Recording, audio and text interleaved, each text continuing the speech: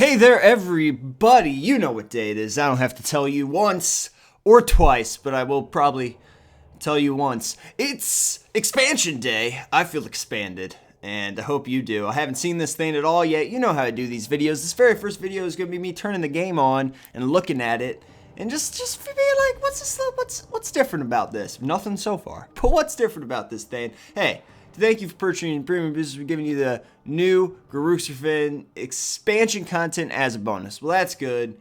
That was one of the things that the complete bundle, expansion content, and the Battle Booster card collection as a bonus.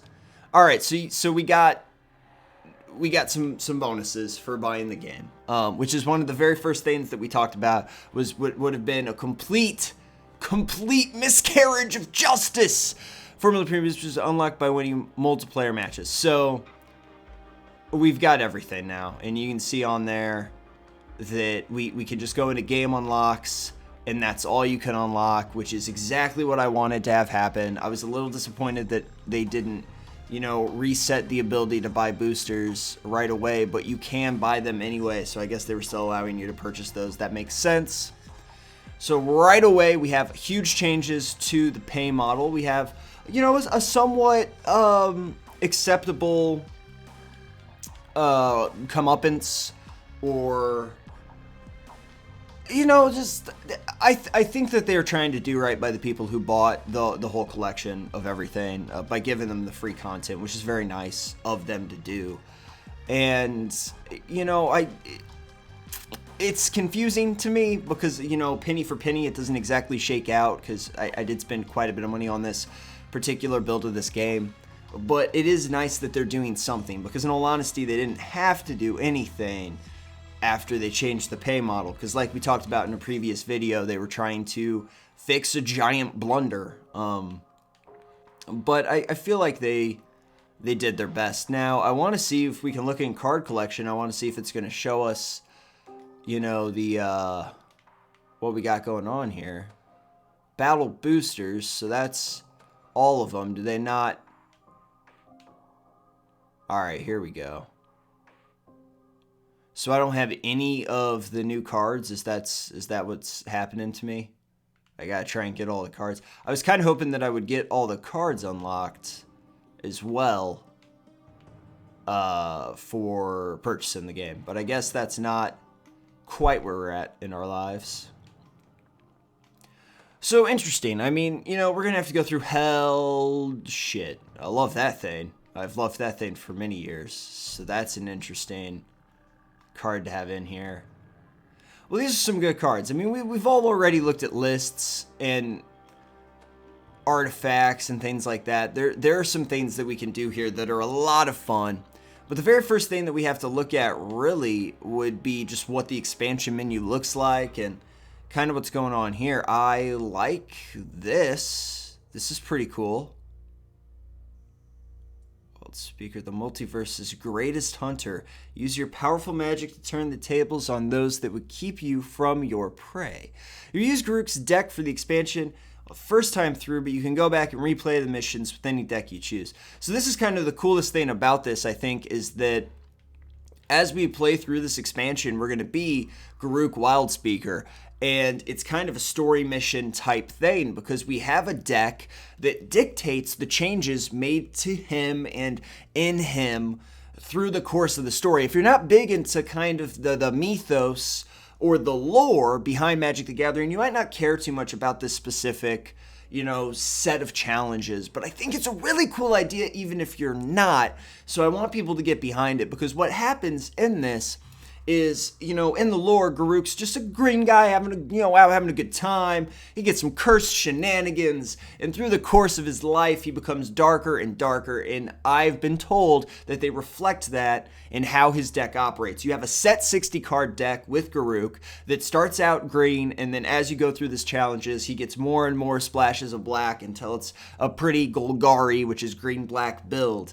And that is fascinating to me. You can't make your own changes to it. They make changes to it for you. And it just feels like one of those old challenge modes or stuff like that. And I think that playing through the first one is going to be a good way to get a feel for it. We're going to unlock some stuff, see exactly how this works. The pounding in your head swells as you whirl around to see a mass of writhing spirits pressing in. They speak in a collective voice. Garruk, the veil accursed. You are to return with us to Innistrad, to the angel Avacyn. She wants to help you. And Garruk's like, no, not having any of that. The hair on the back of your neck stands up. For an instant, the mist parts, and you make out a humanoid form. So we're gonna have some fun. Garruk, not really a team player. Oh my goodness. Oh no. They're giving us Bayous. They're giving us Drag Manglers. Are you serious? We got Harmonized. This is a gorgeous, beautiful hand. I don't even know what to say to this hand. It's so adorable. I just want to hug it. We're really in black. Well, I guess it's just the mana base that's kind of giving us that black vibe, because really we only have one black card. Looks like we're playing against some spirits. That makes sense given the little blurb. Sacrifice Child of Thorns. Target creature gets +1/+1 until end of turn. Okay. Is it a spirit tribal deck, mayhaps? I am not sure, my friends, but we will find out. We will persevere. These Bayous, oh man, they're just so good. I've been hoping, and you know what sucks is that we're not going to have them in the main game. Like, they're not going to be in the main game, but the fact that I can play with them right now makes me really, really happy. Just get some dual color lands, some proper dual colored lands. It's not Shockland. I just want a Shockland. You know, it doesn't even have to be as fancy as a Bayou. A Shockland would make me super happy. But that's fine. At least they're giving me a little taste of what proper, beautiful dual color lands are. And you know, the guild gates and stuff made me pretty happy too, because it is pretty cool to have those as well as our mana fixing. So I can start harmonizing soon, which is going to kind of break this, because green having card draw is always the most amazing thing. So I'm pretty excited to get to that, especially since it's drawing 3 cards, and he's just chip damaging me by this 1 over and over. Now he's got a 3/3 of his own. I think that's a vanilla 3/3. Vanilla meaning that it doesn't have any abilities. I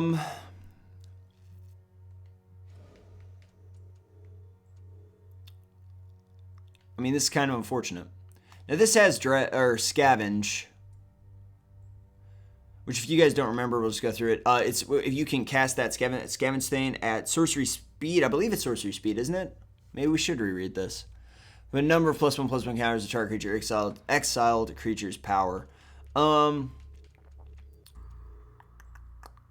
So we have value. What I'm trying to say is we have value from this guy. Scavenge came out in, well, Scavenge most recently was used in the new block that was back when I was playing tournament games of Paper Magic. I'm going to harmonize. Return to Ravnica was when we started seeing that again. Not the best, because this Gravetiller Worm takes a while to get going. If I harmonize again, I've got to scrap cards. I'm not super pumped with where I am right now, because the Scavenge at least allows us to do something with this guy from the graveyard, which is nice because he generates value for us, but... And he already struck this guy down for 3, so he kind of did his job, but now he just saved us from 1 damage if he had attacked him and blocked, so that's not bad. What we can do here, though, is Garruk's Champion, Prey Upon, and bash in with my 3/3. Do I want to utilize my Garruk's Champion in that way is the question. So it's hard to kind of play this way because I'm not sure what cards we have in store with this deck. Like I said, they have it preset and I didn't see an option to kind of scope through it. So I'm not entirely sure what we're looking at. So the options that I'm talking about is that we could Prey Upon either with the Garruk's Champion and attack in for 3, but he has 1 green showing, which means he could have a pump spell, which would be really, really bad for me. I feel like I'm not generating value if I use this Prey Upon right now. I'm only 1 off of Gravetiller Worm, and I can attack in and cause that whole catastrophe then, and then I have, it's an 8/8, correct, with Trample out on the field? So I'm going to try and bide my time. because the computer generally is not super aggressive. So I don't see an attack coming here, which is fine because now I'm going to rip this man off the top of my pile. Oh, you sons of guns. Oh, shoot. That was bad.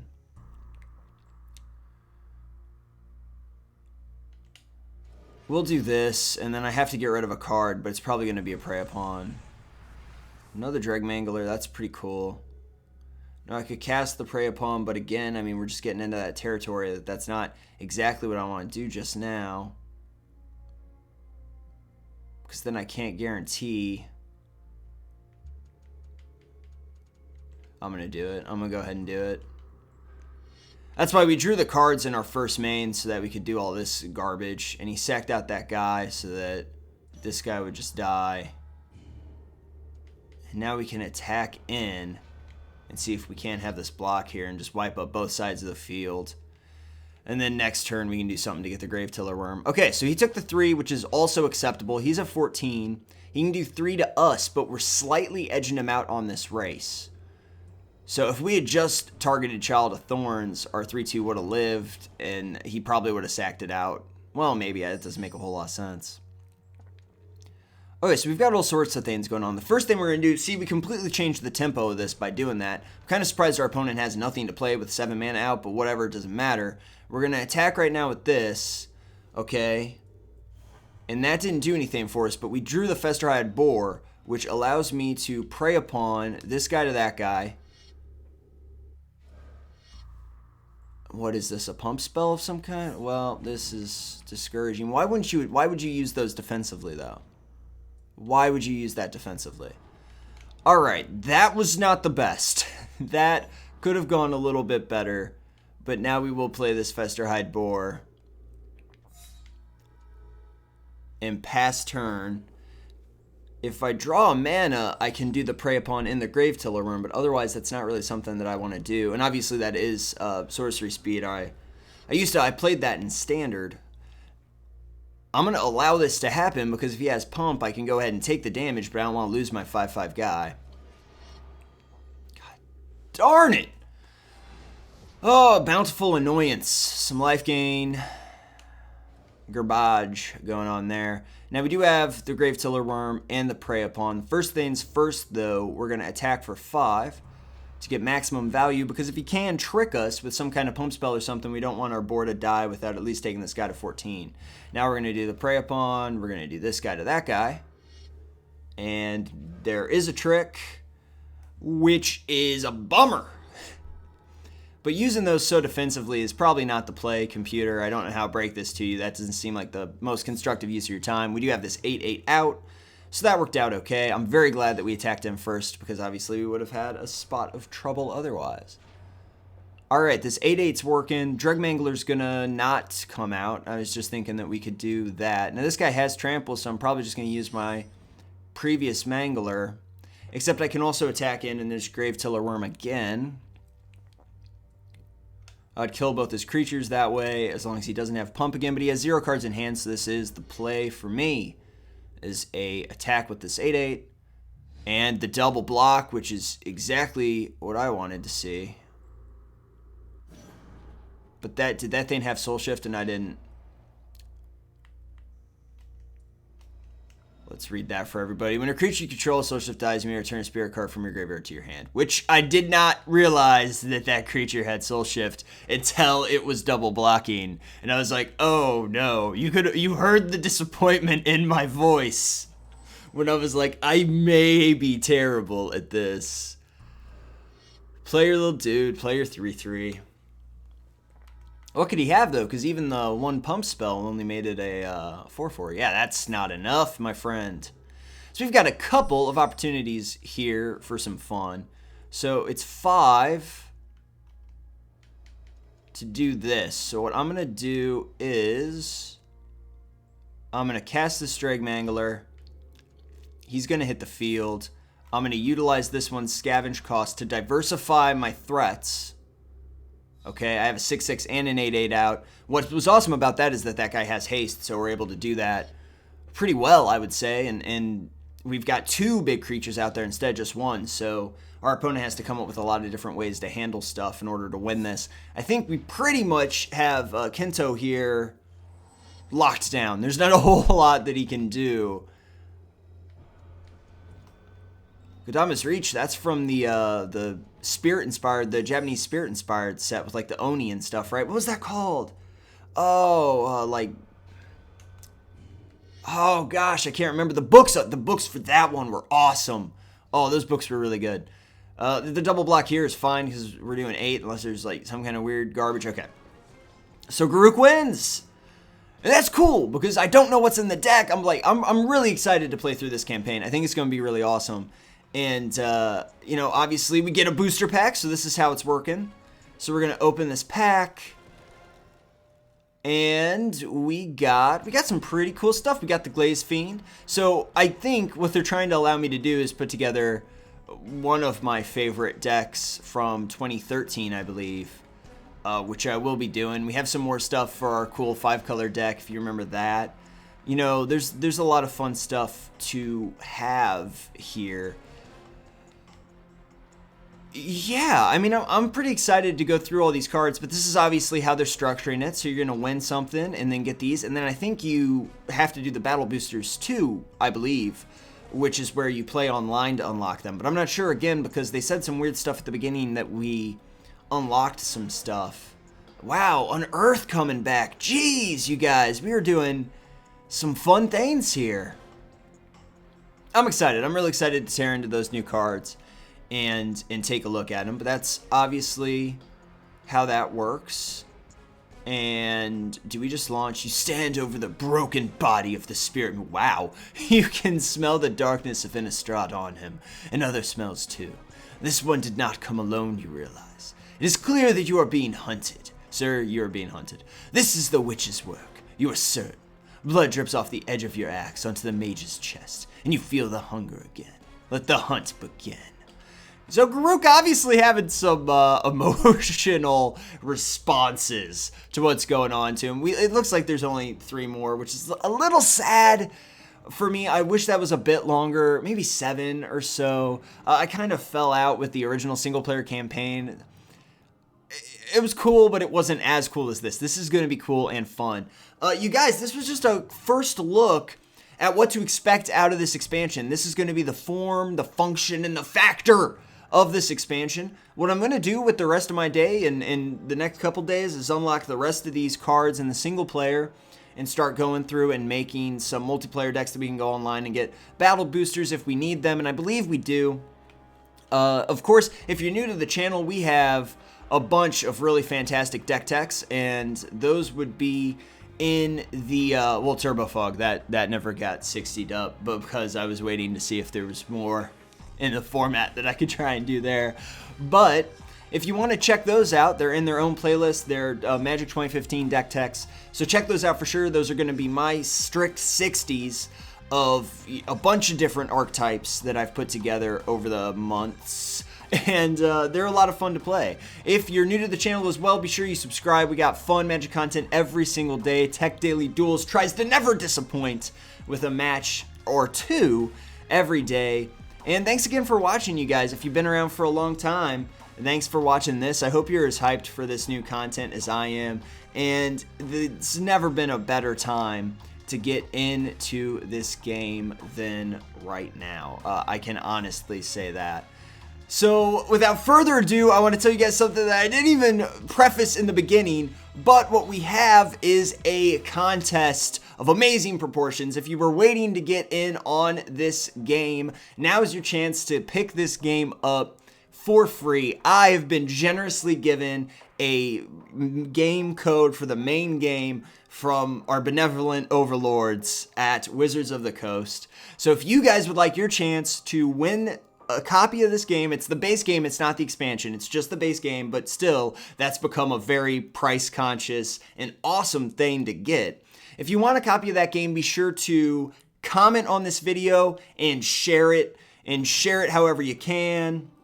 You know, be that through Twitter or through, you know, any of those other crazy things, social media, Facebook, whatever you want to do, just share it, like screen cap your share of it, and just send that to me or whatever, and we'll pick somebody from the group of people that do that, and that would be pretty awesome. So if you share it using the YouTube thing, I'll get a notification of that, so you won't have to screen cap it or anything like that. But we'll just go through and we'll pick somebody who shared this video, got the word out about this thing, and you will win your very own copy of this game. So lots of luck to each and every one of you shining glowy people. And I'll see you guys all next time. We'll reveal the winner of that in Monday probably of next week. So be sure you subscribe to the channel so you can hear if you won or not, because we'll talk about that on Monday's video, which will be maybe a 60. I'm not even sure. Probably not, though. We'll have some adjustment periods to get used to here. But thanks so much for watching, you guys. I really do appreciate it. I hope you're pumped for the giveaway, and I hope you're pumped for this in general. And I will see you guys all tomorrow. And just to be clear, you can send those screen caps either to the PM service on here or to technovolver@gmail.com.